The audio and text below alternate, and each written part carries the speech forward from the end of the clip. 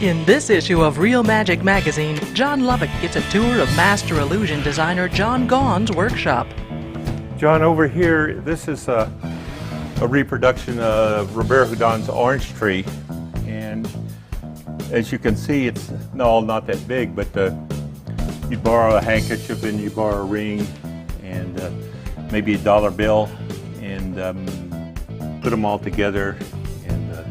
The flowers would slowly grow, and then finally the oranges grow on the tree. And they're proven to be real oranges. You take them off and throw them in the audience. And then finally this orange breaks in two, and the butterflies pull the borrowed handkerchief and ring out. And their wings flap. Yeah, they're all. So this is one you built? Yes, it is. Do some of Robert Houdin's pieces survive? Does any of his orange trees exist? Well, I do have an original orange tree over here, but we have no idea who it belonged to. I think there's 3 orange trees in the magic world that we know about, and so they're all kind of crude, really, but they must have been very poetic to tell a story like that. Yeah.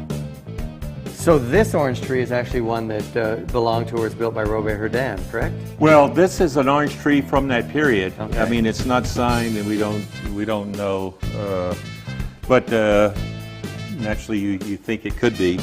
But what is really amazing, it works with pistons, as I was showing you earlier, that come out of the table and integrate into the bottom here. And the butterflies are clockwork.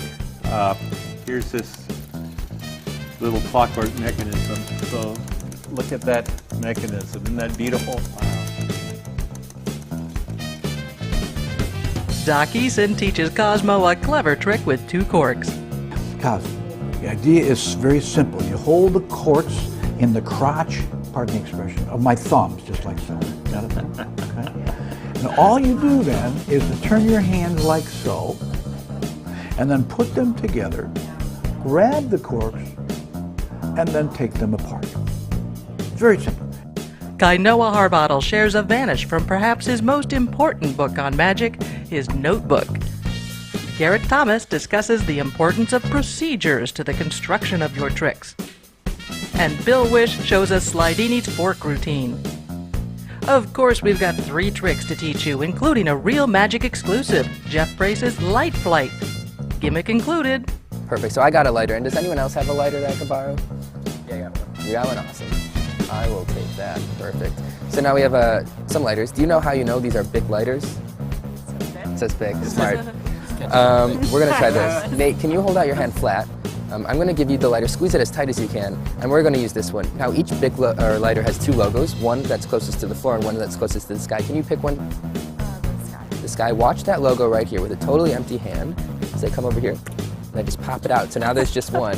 And watch, I just throw it towards Nate. Slowly open your hand. Oh, God. That's insane. No. And 3 great moves from Jeff Copeland, Scott Robinson, and Ryan Schlutz. After you've done an ambitious sequence, it's just another sequence there's so many out there, but here's another one. So you can put it in the middle, you can then show it in the middle, and as you come down, you can then instantly bring it back to the top, like that. All this and much, much more.